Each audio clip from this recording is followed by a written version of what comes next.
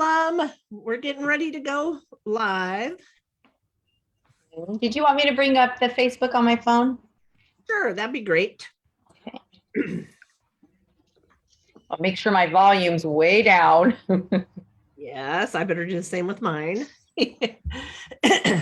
All right, so we are live on Facebook. Welcome. And let me just admit somebody here. Sally is joining us. Nice. Sally. Yay. Yes. Hi, Sally. Welcome. Hi, so sorry to come in late. Oh no, I just got here too, Sally. Yeah, we're just getting started. So we haven't even started yet. Yeah, we're just getting on Facebook and getting ourselves situated. So you are not late. We're glad that you could join us. So, and really, thank you, Darlene and Jazz and Sally, for being here. And we really appreciate all your support. And the reason we do this is just to provide support for, Reiki practitioners, for people who aren't Reiki practitioners, for us.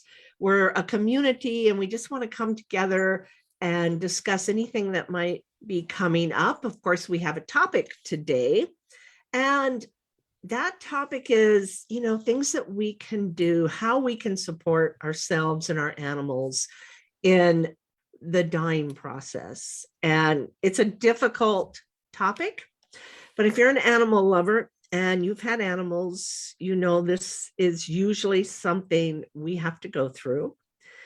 And it can be extremely difficult. And it's different for everyone. Everyone grieves differently. And I think that's what's important to remember. We don't have the answers for everyone because everyone's different and how they grieve and the relationship they had with their animal and what they're going through and where they're at in their stage of life.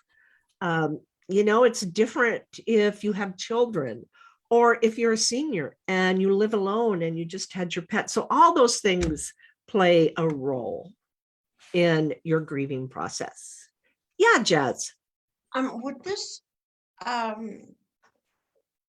also pertain to animals who have a long-term illness? They're not necessarily going to die from it, or they may or may not, but animals whose health has been compromised in a long-term way. So maybe it's like a really bad case of arthritis or neurological issues. Again, they may not eventually die from it, but it greatly impacts their quality of life on a day-to-day basis. It's not something that comes and goes. I wasn't sure if what we're going to talk about would also pertain to that in the same way. Or if it was just about the loss. I wasn't sure absolutely. That's a good point. And Leah, do you have any comments on that? Because yes, we need support when we have an animal that is dealing with a health challenge that maybe we can't, it can't get better. Right. Yeah, and I think it just all goes back to being in that space of love and light where there's not attachment to an outcome, right? When we can just sit with them in that space of love, whether they have a terminal illness or whether they're getting ready to transition, it's the same space because it's just a space of non-attachment, no attachment, no judgment to, how is this going to look when this is over? Like, if an animal's passing, my heart hurts. What am I going to do? You're going to be gone. There's this anticipation of what's going to happen after it. Or if they have an illness, oh, you have this illness, I can't get you better. Oh, when are you going to die? Or, all these, or are you going to be able to get better? And if you don't get better, it's all about us then. Whereas if we can step back from that and really just hold space. So today, in the class earlier with Sally, we were talking about Honshaze Shonen, and that is the symbol of distance in Western Reiki, but in traditional Japanese Reiki, it is a symbol of connectedness. So we are all one. So you are one with that animal, and just think about for yourself, if you have a terminal illness, you have a terminal illness. and you have a friend that comes to see you and is like, Jazz, I love you so much. I love being with you. And she's with you and she's holding your hand, and just, you feel just immense love and no judgment. Or you have the friend that comes over and goes, oh, are you still in pain? Oh, okay. Well, I'm going to sit. I'm going to hold your hand. I love you. Oh, what was that? Oh, okay. I hope you get better. Oh, you're probably not going to get better. Oh my gosh, you're probably not going to get better. Which do you want? You know, which would you prefer? And of course we prefer the person that can sit and just hold that space of love without judgment, because they don't expect us to fix what's happening, but they love it when we can just sit and hold space, whether it's when they're transitioning or whether they have terminal illness. They live from a space of pure love and joy. So we're the ones that come with all the heavy darkness when we come and connect. It's not that, you know, they're just, I'm loving, I'm joyful. Oh, okay. I guess we're going to be serious now, right? Instead of like, we could come to them and be like, I love you. I love you no matter whether you have arthritis or whether you're transitioning. My love will not die for you. My love is going to stay strong throughout this entire process. When you're on the other side, I'm going to love you. And we were talking about that a really interesting thing, and I think I've shared on here how when I went to care with Kathleen, and it was our first year, and I'd only been with these two tigers, Tigger and Pumpkin, for about an hour total. So there was no like deep connection. It was just like, oh, tigers, and we got to feed him, and it was cute. But Kathleen found out, so that was February. Kathleen found out in April she had breast cancer. So we started to meditate deeply. And she did her two animals from care, and I did Tigger and Pumpkin. And every day I would meditate and bring them to my Reiki sessions, because of the energy of tigers is so huge. It is just this huge energy, and I loved it. And so every day I thought I was making it up in my head. Oh, I'm just envisioning this. I'm making this up. But when we went back a year later, they saw me, and when tigers see a friend, they chuff, they go, and they don't do that to anybody, especially Tigger and Pumpkin, because they were very shut down because they had been abused. So even though they were well taken care of now, they weren't to strangers. They didn't. And they showed me that even though I thought I was making it up, that they were in that space with me.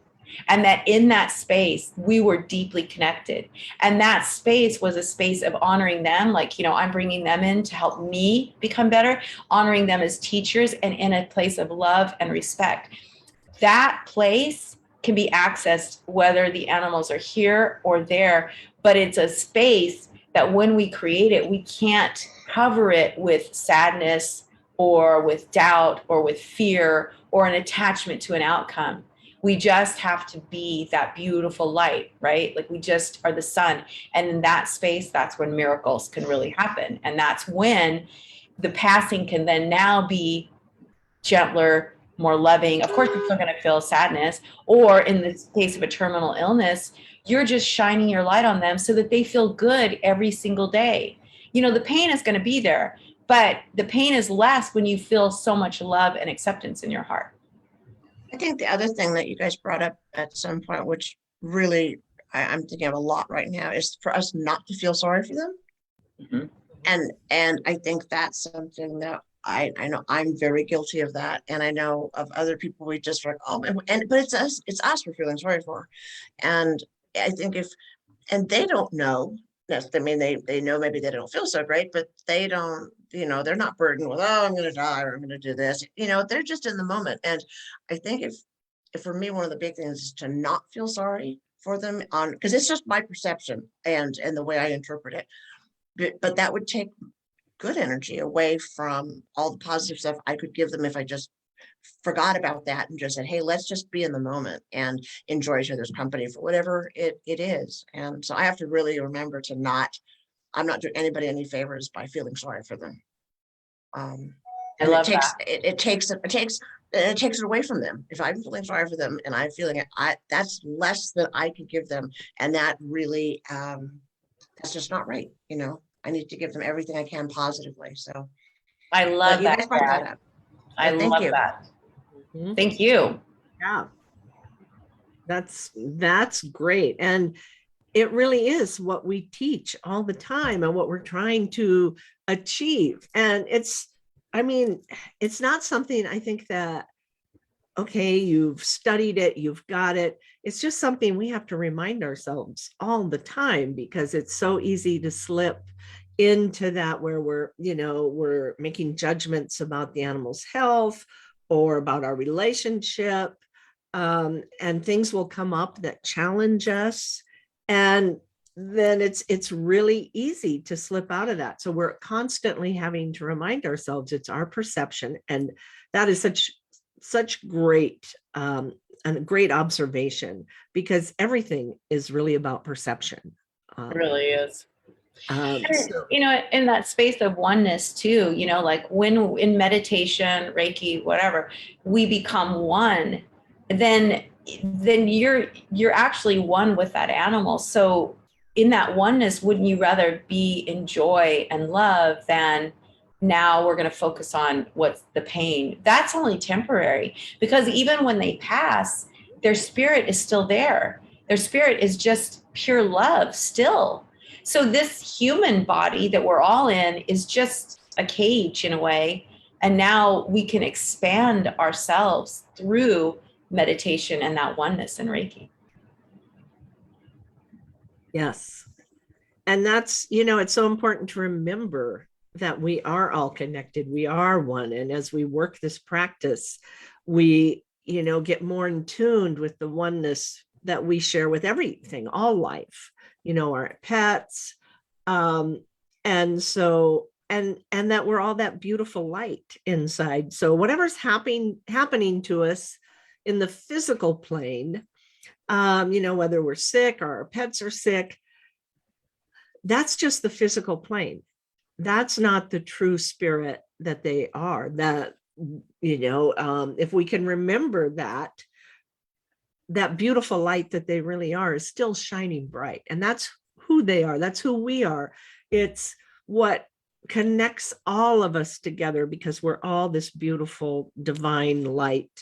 And we're just different little sparks, and we come back together as one, when we're free from the physical. But what's happening in the physical world is just that. It's physical. It doesn't mean that we're any less, but it's still something that we have to recognize, because right now, as long as we're alive and in these forms, we live in the physical world. And so it'll affect us. And that's why we have this practice, whether we call it meditation or we call it Reiki, is that because it helps us transcend that physicalness. It helps us let go of those boundaries that we put upon ourselves and get to a higher space, so that we can then really connect deeply with humans, with our environment, with animals, whoever that is. But that's why we have to practice it every single day, so it becomes easier and easier and easier for us to identify it and go, oh, shoot, I'm getting really stuck in this physicalness, or, my ego, or whatever it is. So now I really just need to do practice. And that's where the animals help us. They help us to become that. Oh, so Darlene has a question. Yes, and you have to unmute yourself. There you go. Yeah. So I just wanted to chime in, not to cut you off, Leah, but just the whole process that I had with Roxy. It was so profound, being able to have the Reiki knowledge to help guide me through, and especially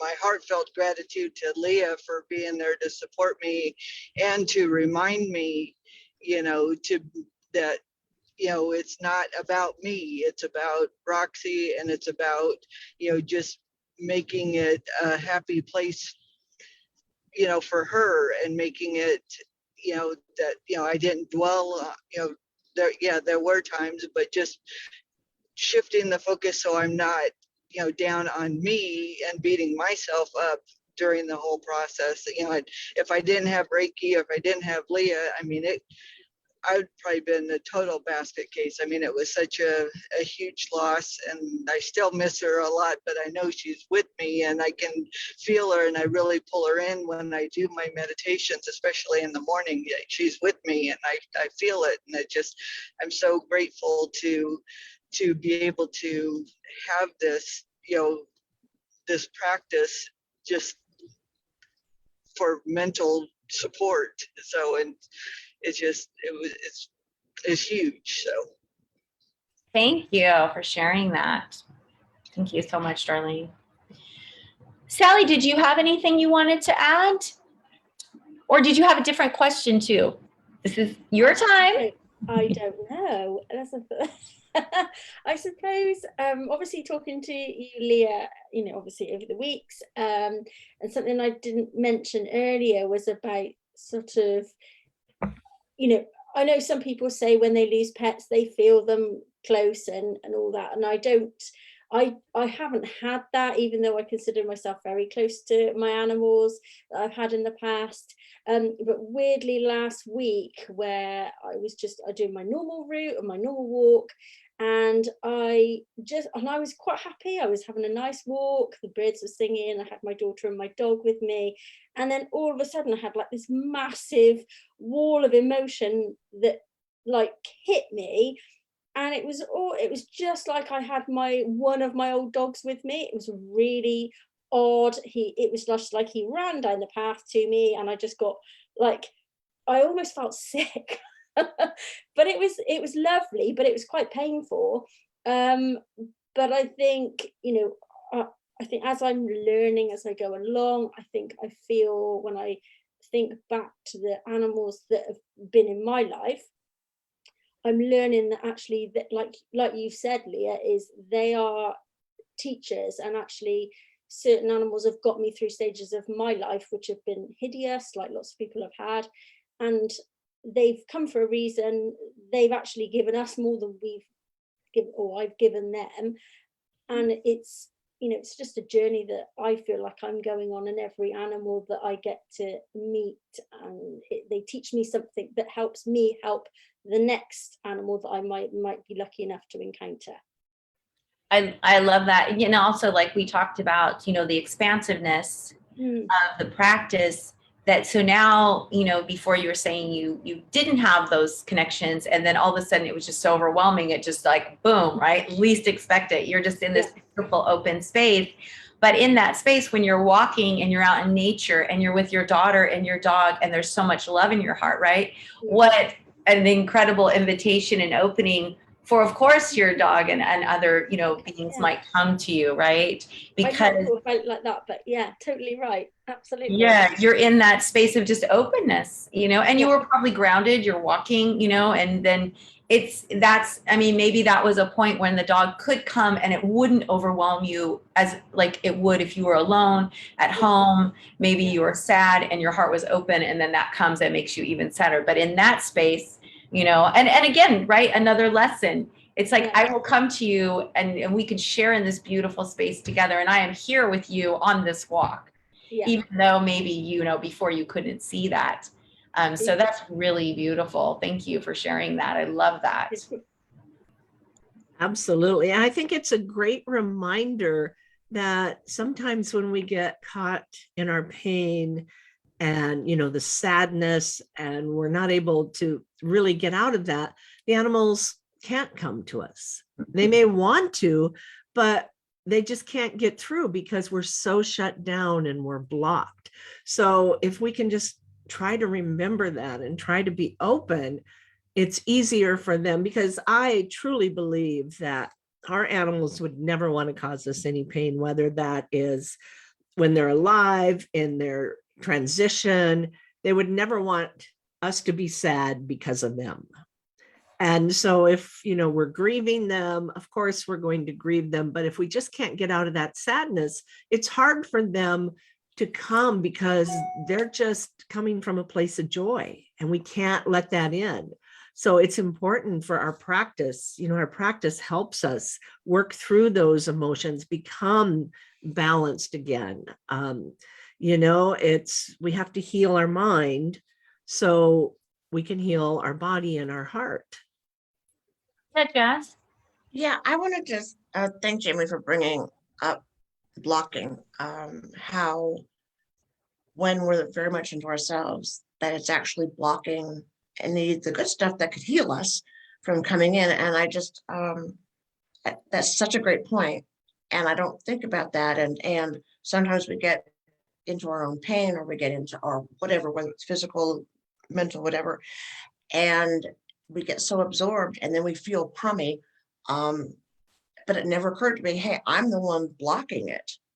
I'm the one. I mean, it's there might be aid out there to help me, but I have to be open to it. And it reminds me, because last night I was trying to get sleep and I was in a lot of physical pain, and I just could not sleep. And I thought, okay, I'm just going to breathe. And so I just thought, just did the the breath, and just focused on that and sort of just let go of thinking about the body. And it was amazing. As long as I was doing that breathing and just trying to, think about the world and not about me, the pain went away. And it was just really, so that whole idea of blocking is so, it's very easy, especially with chronic pain. You get so into it. It's like, oh my God, it hurts, and I was at the end of my room. I'm like, I'm just going to breathe. I'm just going to think about Jamie and our classes. And Love that. it was just amazing. And as soon as I stopped, it was like preoccupied, but I wasn't exactly sure what was happening, but I think, Jamie, when you said that we're blocking it, it was really, I wasn't allowing, I mean, it was like the universe was healing me and helping me release this pain that I was so focused on. And I was just making myself worse. And it was, but I have to remember that I can block myself from getting better, by not being open and allowing the universe, whether it's, the birds, the trees, the pets, whatever, come to me and give me, whatever. And maybe it's just a mental piece, but still, it was amazing. It was a great experience. And that, and with what Jamie said about blocking, how and I'm like, yes, I do that. So I have that down in my notes now. I like how you said that, because it's like what Sally was experiencing. Like when you're ready, it will come to you, and the lessons, everything. It just like all of a sudden, like a puzzle piece, it just clicks and makes sense. And then it's like, oh, okay, this is what I can experience. This is what that's like, right? They give us glimpses. And I loved how Sally got that, message. She's out with her daughter, her dog, she's happy, she's in a beautiful space, she's connected to the earth. And that is when her dog chooses to come to her. Or like with you, when you decide, okay, I'm going to let go of the attachment to this pain. Now that I'm not attached anymore, now I'm open. Okay, now the gifts can come to me. And now I'm at a higher level now. Now I'm more It was amazing. I mean, yes, I've read tons of stuff about how sometimes pain is psychological and all that stuff, and you try to let it go. But if you try to do that, it's never worked for me, because I'm still focusing on, I'm trying to let it go. And last night I was just like, I'm tired of this. I just want to breathe. And I wasn't trying to get rid of the pain. I was just trying to, I don't know, open. And it was an inadvertent, all of a sudden I'm like, whoa, wow, this is neat. So I'm just grateful to the practice to be able to do that without, because in the past I've tried too hard. I'm thinking, blank my mind, don't think about that. And then of course I do. So the practice that I've been learning with Jamie has been just really great, just that breathing. And wow. Because you're getting a little bit above it. You're getting to that, you're transcending above it, right? So it's like we're very physical, we're like closed. Yes. But now when we can get beyond that, now we start to open. And so like, we don't even realize it, that we're so open. So like Sally's on her walk, she doesn't realize that her mind is expansive and she's open. But in that space, she sees like there's this thing happening. And like for you, you're laying in bed, you're trapped in this pain, but now you transcend it a little bit. Now you get a little bit above it and you realize, well, that's really not me. That's this physical, but it's not me. I am this beautiful like being, right? And it was nice because there was no judgment. In the past, I'd get mad at myself. Oh, you're focusing too hard, and there was just no judgment. It was just kind of, I wasn't expecting anything. I just thought, well, let's just try it, because it's becoming my go-to whenever I'm anxious or things aren't quite. It's just go back to the breathing. Beautiful. Yeah. And so I just wanted to thank you guys for that. And that's something I've been trying for years to do. I'm finally able to start accomplishing it without Thank you for getting in sharing. the way. Yeah. Oh my God, that's beautiful. That says so much about your practice, Jazz. Yes, it does. Good for you, and yeah, because that's what our practice can do. And I love that it comes when we least expect it. And it's quiet.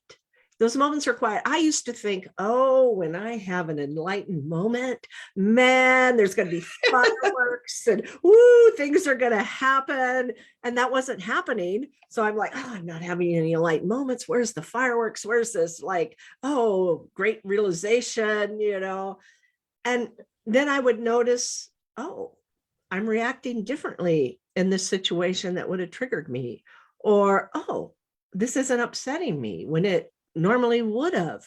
And it's those quiet moments. And then you realize, or, Sally, like you, where you're like, oh, yeah, I recognize you. I know you're here. It's those beautiful moments that we get. They're quiet and they're very personal, but we do get those without fireworks. Absolutely. I love that. Yes. So that's wonderful. I'm really happy for you, Jazz. I really am. I'm glad. Yeah, you know what, Jazz? In my entrepreneur group, we had this guy come and speak. He wrote this book. It's called something TMS, but it's about realizing the pain is just physical and you can transcend it.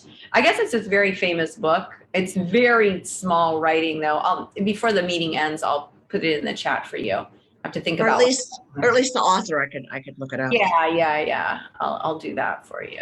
So yeah. But you know what? Also about Sally's story that really hit me too was, like you said, we least expect it. It's just space of, and sometimes it's overwhelming, right? Like you said, Sally, you least expect it, so it's shocking when it happens. You're like, oh crap! Whoa, this is. It's almost like you're in a different dimension for a second, for just a split second, that's crazy. So were you going to say something, Sally?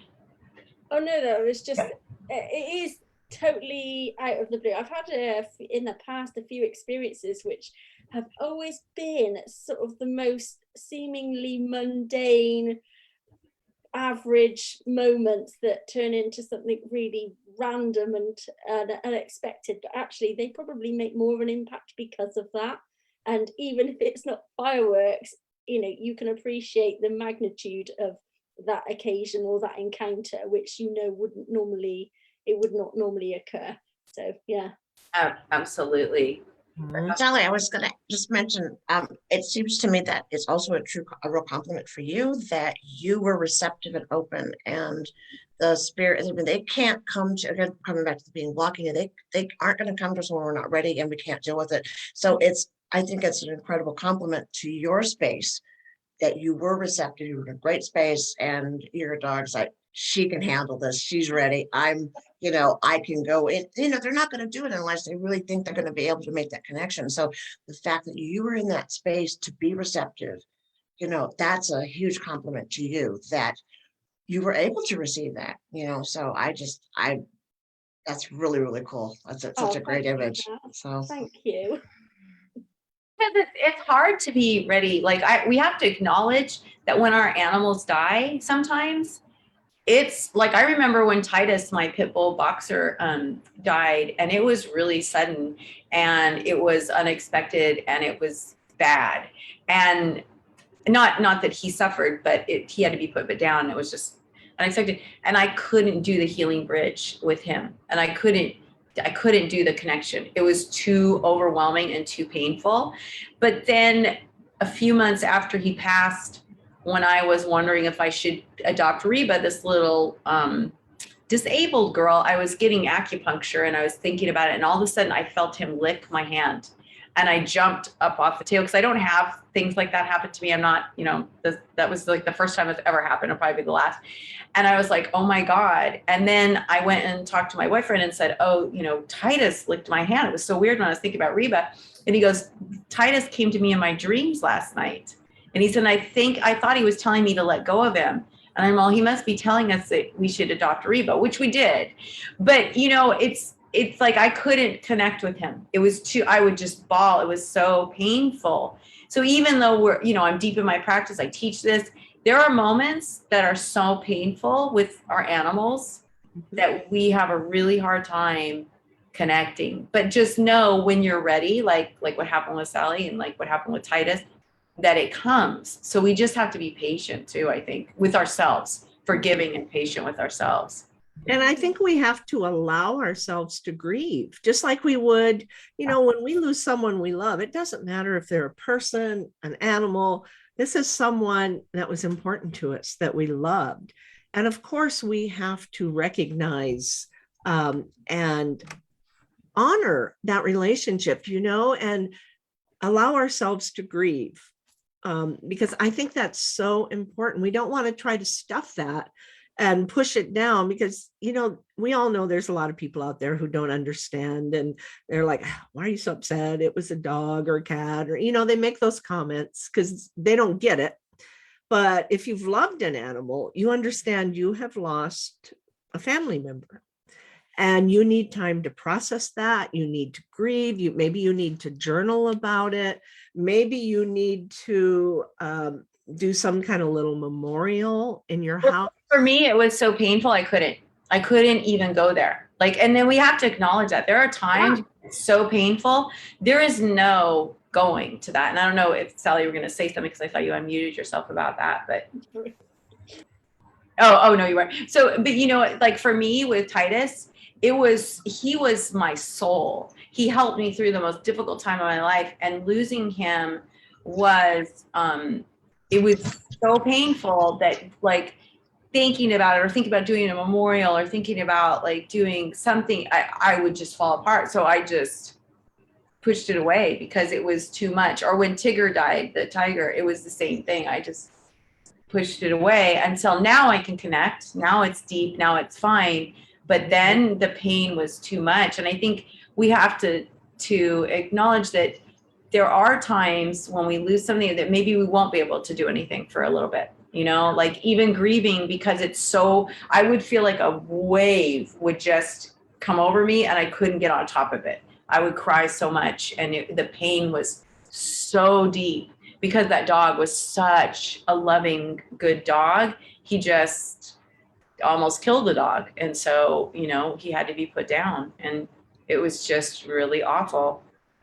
And I think that's important to remember. This is a very personal journey, and everyone goes through it differently. They're going to have different experiences. So be patient with yourself. If, don't think, oh, well, I should be feeling this way and I'm not, or I should be able to handle this and I don't, or whatever, that might come up that people tell you where you should be. No, this is a really personal journey, and wherever you're at is okay. And just honor that. And I think we don't really understand when animals leave or why they come to us or why they leave at a certain time. And so I'll share a little story about Titus. So Kathleen had a dog named Mystic, and Mystic, when she was just a baby, Kathleen had breast cancer. So she didn't get to, socialize her like he would. And Mystic was a Catahoula mix that came from her mother. She was born into a shelter, but her mother had been severely abused. So, a lot of that probably went down to Mystic. So Mystic was good for a year or so. And then she started to get dog aggressive, people aggressive, little by little, her world started to get smaller and smaller and smaller. And she bit a bunch of people in Kathleen's family. Well, when I was going through my horrible thing with my ex-husband, I went and stayed with Kathleen for a little bit. And Titus, he was a pit bull boxer mix. He was a big black dog. And because he's black dogs, sometimes dogs would attack him, but he never bit back. He would make a lot of sound, but he would always come away with blood on his face, and never the other dog. So I took him to Kathleen's, and of course, what does Mystic do? She loves him, and then she just lights him up. She attacks him. And what he did was he belly crawled to her. I was like, I understand you're crazy. And every time, like, we'd be on a walk and he would be sniffing with her, and all of a sudden she would just attack him and draw blood. And he would literally get on his belly and crawl to her. It's okay, it's okay. That's the only dog I ever saw him do that with. Well, fast forward, Kathleen calls me crying. Mystic attacked her husband and ripped his hand, and he's a pathologist, and his leg. And it was bad. And she's like, I've got to put my dog down, but it's my birthday today. So she waited till the next day. Titus, the very next day when Mystic is getting put down, Titus attacks the dog and almost kills it. And he has to be put down. They literally got put down within a day of each other. And he was the only dog she ever was like, could tolerate. And he was the only dog, and she was the only dog he ever like was submissive like that to. We don't know. There is like this web up here. And so we just have to realize we serve a role for them, right? I mean, who knows? Like you think about animals when they come to you, sometimes like how they had to get to you was so crazy. I've had a foster dog where it was like so crazy. So many moving pieces had to go in order for that animal to come to you. And I know that Jamie's had that because she has rescue dogs. I mean, things had to happen. Mountains had to be moved. And so we don't understand it. And I really think that there's just something up here. And so with our own dogs and our own cats and our own animals, we serve this role. And so what better way to just be love? And when they leave, we know that our time with them is over. It's not so much like their time with us is over. It's like our time with them. It's almost like they leave us. It's not like they leave us and we're sad. It's like, okay, well, you did your role and now I'm going on to bigger and better things. And yet we feel like, oh my God, you're leaving me. We make it more personal, but yet we're all here for a purpose, to support each other when we need it most and to let go when we have to let go. We have that in relationships with people, right? People come in your life and then they go, and they do that with the animals. But I wanted to share that because sometimes these transitions are so crazy and so unexpected, yet there has to be a deeper purpose. And I always remember Mystic and Titus because you couldn't have foreseen that. I mean, he hadn't seen Mystic for 4 years, and yet I think it was 4 maybe it was 2 years he hadn't seen Mystic, and yet they died literally within, a day apart. It was the craziest thing. And, and so it was very upsetting to me. It was very upsetting to Kathleen to lose our dogs, but yet we know that they're together, and it's just amazing. So sorry, just a little story about that. It's like kind of crazy. I think our dogs, or at least our animals, a lot of times come to us to teach us. Yeah. And it's definitely been true with my dogs. And they're here to teach us a lesson or lessons. And when they're done with that, then they move on and we're left with this incredible lesson. And I think it's all kind of how another way of looking at it is just that we were blessed that they decided to come be with us, however long that ended up being. And then, learn whatever we needed to learn. But the fact that we were given this lesson in such a loving way. But I do think they come to us to teach us, and when it's time for them to move on, their teaching is done, and on to bigger and better things, whatever else they're doing beyond us. But just a thought. We'll find out one day. Indeed. Well, why was I so sad? Look who you are. I was the one. I hope you felt sorry for me. Really. Hello, Mel. Welcome. We're talking about such an uplifting topic today. Yeah. Yeah, pretty much. Dearest friends. Excuse me for being so late. I was out Oh, in a field, in a pasture with some horses. So That's all right. rushing back. The subject is obviously, something that we need to address all the time with ourselves and with others. And we just went through a situation over the weekend with my niece, Brittany, who Leah knows. And when you have one family animal accidentally kill another family animal. Oh. And the processing of it through how it affects the entire family, and also how the other animals in the house. And she had a bearded dragon, had it forever, and they had left it on the bed with the dog always. I mean, this dog, she rides around on the dog. I mean, they grew up together, fine. But one of the things is she's not allowed to get off the bed. The bearded dragon, that's a no, because they don't want her to try to jump because it's really high up. And they went to get something to drink, and they were coming back. They were all on my sister's bed, and she was gone. And they found her in the bathroom with a punctured lung and a superficial puncture on the other side.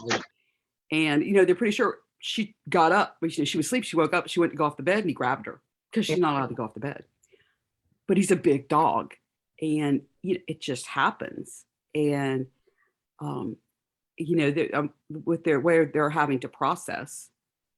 And of course, I was sending Reiki, and my group was sending Reiki, and one of the message I had sent to Brittany was to remember as she's processing, but to take the dog into her room with her, and she needs to do a private session with the dog, because I said all this crying and all this sadness, that dog thinks is because of him.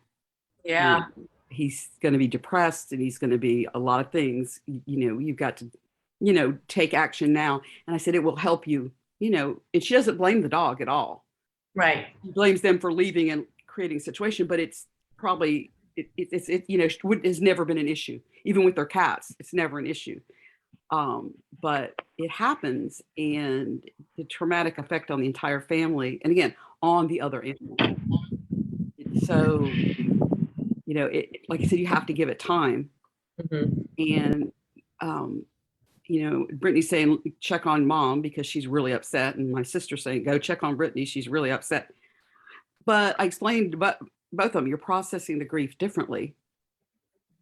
Stop worrying about each other, focus on yourself, Right. give back to yourself, but honor each other that you're going to process this differently, and give each other time. And we're just trying to be there for them. But when it's one, and it's like I said, it was just a freak accident, it happened, but that doesn't change the outcome. No, it's really sad. That happened to Kristen to herself, though. There was she had a Jaguar named Maya, and she had Maya since Maya was a baby, and Maya was, I think, about 18. Well, there was a gunshot on the property, and she was in with Maya, and Maya grabbed her arm and chomped down and pulled her to get her out of harm's way. Well, of course, she punctured her arm, and she still has scars from it, right? Because they don't know their own strength, right? To another animal that they might be able to handle that. So that little bearded dragon, just her little skin was too soft, and he just probably was like, maybe she was falling, and he went to grab her. Yeah, his mouth. Exactly. Oh. Poor Brittany. I hope we'll have to keep her in the. No, we're going down to time that's close to the meditation, so we'll definitely put her in there. Thank you. And Sally had her hand up too. So, Okay. Sally, did you have something you wanted to say? And then I was we'll just go going to to ask. I mean, I don't have any real experience with helping in a situation where an animal is, transitioning, passing away, and I am separate, so I'm offering Reiki or holding a Reiki space for them. And I just wondered whether you had information or any thoughts on how much really we are helping the animal compared to helping the family or the people who care about that animal in that situation, and what your experience is really. That's a great question. Yeah, because it's both.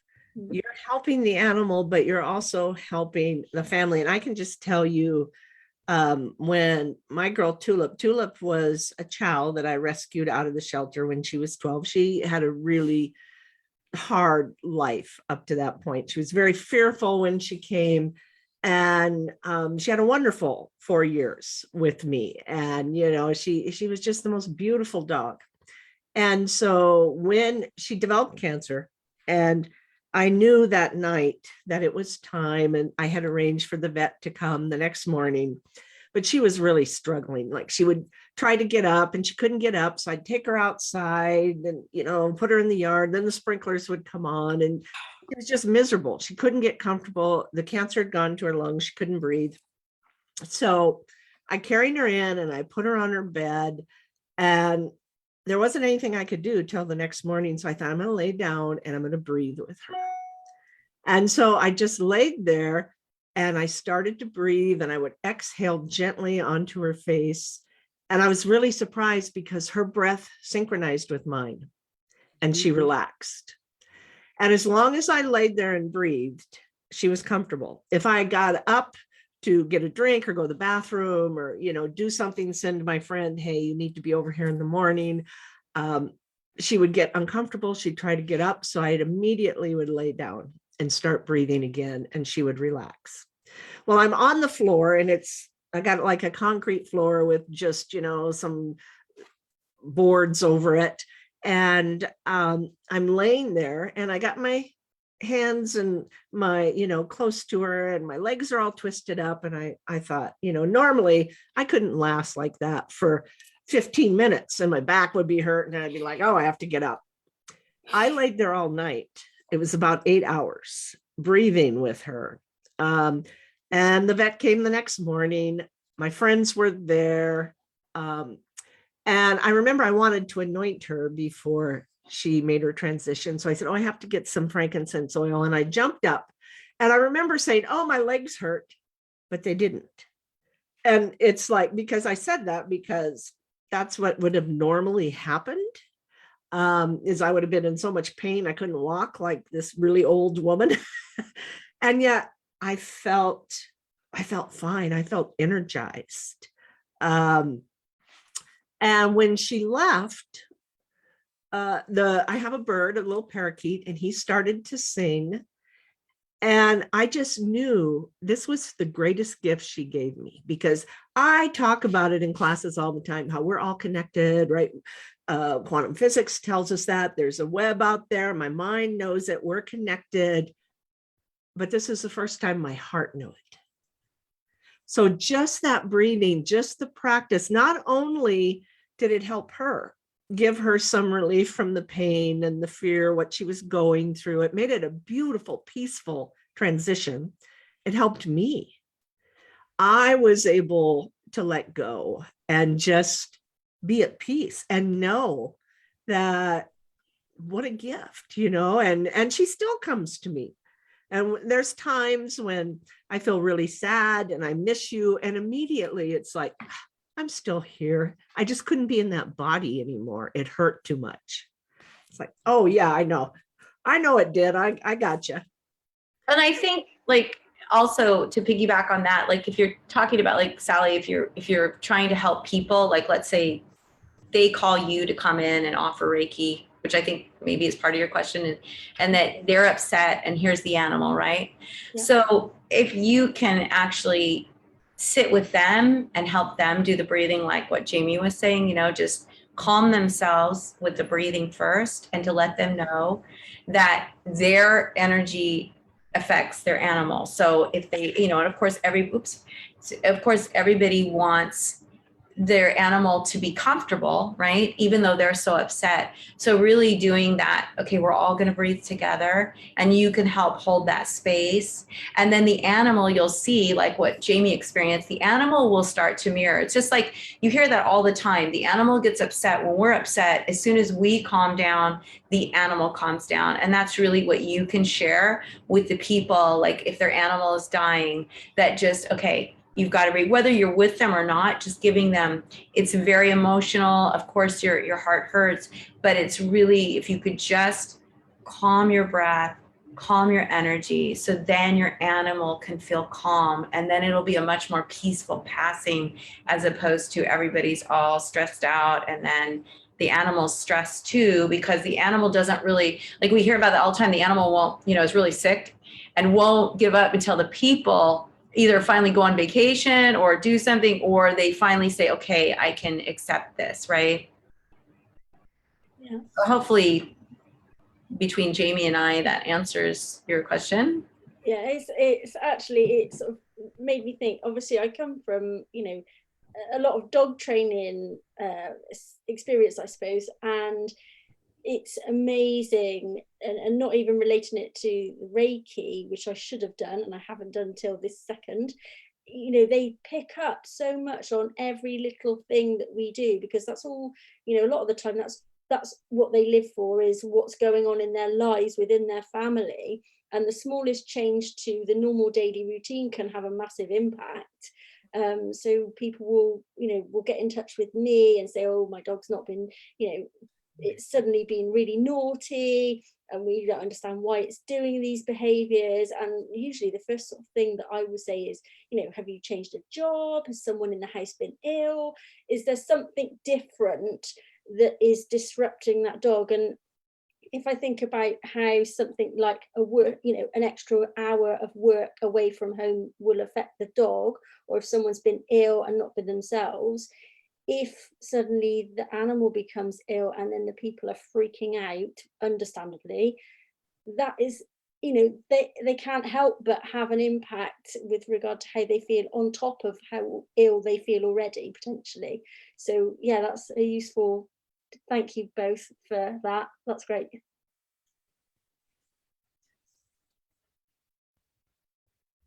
Well, we are at 11:23. If anybody doesn't, I mean, if anyone has any other comments they'd like to make, we'd love to hear them. Otherwise, we could go into the meditation. Yeah, Jazz. I'll try to make this super quick. It's almost identically what Sally had asked. But my question is that, say in a situation where you're trying to help a third party, what should we be thinking of, or focusing on, or are we just doing our breathing? I mean, it's because we're not intimately involved, but we're peripherally involved. And what kind of, I don't know if you can even answer this, but what are some of the things I can think of or focus on when I'm trying to be supportive? Mhm. That's a great question. Of course, your breath and creating that space like we always do. You know, we want to expand the space of love and compassion for everyone and hold space for them. And Leah, do you have any other suggestions? And seeing the animal as whole, like, because their body is ill, but their spirit is still bright and healthy and, you know, moving on. So just connecting, remember that we are all one, and just having that space of, like Jamie said, love and joy and expansion, focusing on that breath, breathing in love and breathing out joy, breathing in love, breathing out gratitude. You know, gratitude is a great, just, I'm so thankful to be here with you. You know, you can give yourself the mantra to all is well, to focus on that, you know, just well, and feeling that in your heart as you breathe out. Animals feel that, you know, again, like what Jamie's dog was showing her. It's like, no, when you're stressed, I'm stressed. But if you're calm, I can be calm. And in this space, we can together wait for tomorrow and enjoy this time together. Because if Jamie would have stayed stressed out, she would have missed that incredible bonding moment with her dog. But because she was like, okay, I'm just gonna, and again, like, here's a perfect thing about your body. When she let go of her body, when she just was in that space with her dog, she got up, she wasn't in pain. There was no stiffness, because you transcend that. And that's what it gives us. It's a beautiful gift. Yes. So yeah, so we might run a few minutes over because we'll have our meditation, but I think that's okay. I think so, if everybody's okay with that. And if you have to drop out, we understand. We won't be offended or anything.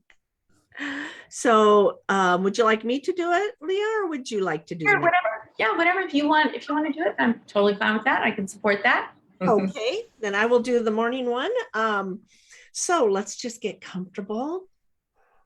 Sit with our spine straight. Let's begin by just taking a couple of deep breaths in and out to release the stress of the day. Feel your shoulders soften, your jaw, your neck. Just feel your body kind of soften and release the tension. And now let's begin by placing our hands in Gaso. And let's just set our intention to receive exactly what we need in this exact moment. And let's dedicate any energy that we create to the people and animals all around the world that are suffering and in pain and that need comfort.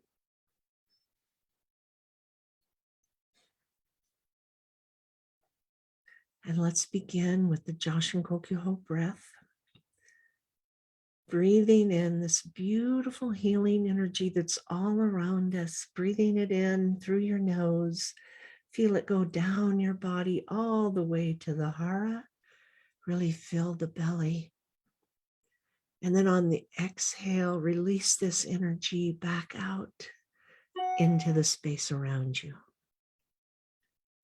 Take another breath in, breathing in the beautiful universal healing energy. It illuminates every cell in your body as it travels to the hara. And then just release it back out into the space around you. Take another breath in of the beautiful energy, illuminating every cell in your body. And now release it back out into the space around you. Do a couple more breaths like that on your own. And with each exhale, that space grows larger and larger, and it expands. Your body is glowing and illuminated.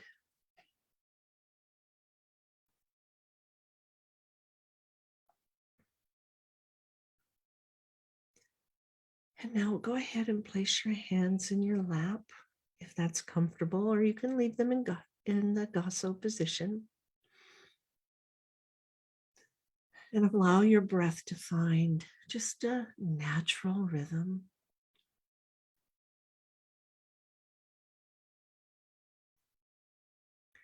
And put your focus on your heart center. And visualize a beautiful column of light extending outward from your heart. And it just expands out into this beautiful space that you created. This beautiful light of love and compassion and gratitude. It just shines out, and with every breath you take, this grows larger and larger until it just expands outward like a blanket and covers the planet and all life on it. Gently supporting the animals and the people. And just hold this space for them, this space of love and light and healing and joy. And know that you're affecting every living thing on the planet right now in this space.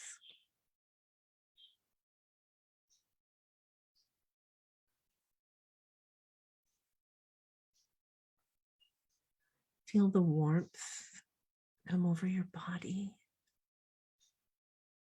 This beautiful light as you connect to all life.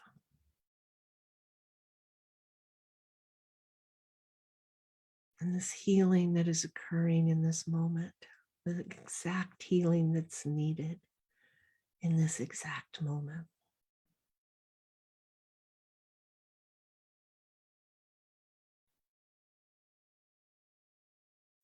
And if any animals come to you, thank them for joining you. Let them know they're free to participate however they want to.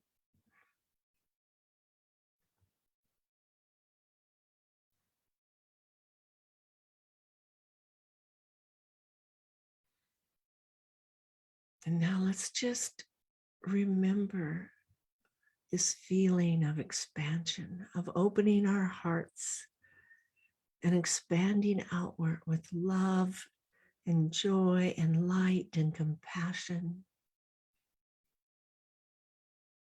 And let's set our intention to remain open and allow our love and joy to expand outward throughout the day.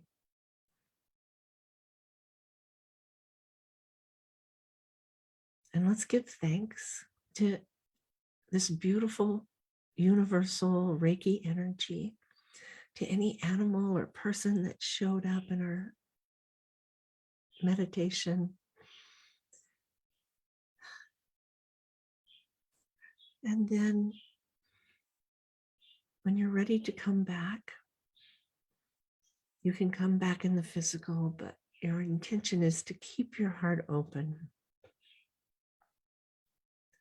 So you can take a deep cleansing breath all the way down to the hara. Release it. Remain open. And when you're ready, you can open your eyes.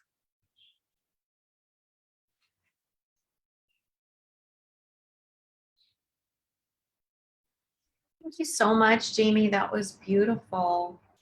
Thank you. Thank you, everyone. Yeah. Thank you, Darlene, Jazz, Sally, Mel. I know Cookie joined us on Facebook. Thank you so much. Love seeing you. Yes, thank you, everyone, for being here. And I hope you have just a beautiful day and that you remain open and just spread the love and the light as you go. Bye. Bye, everyone.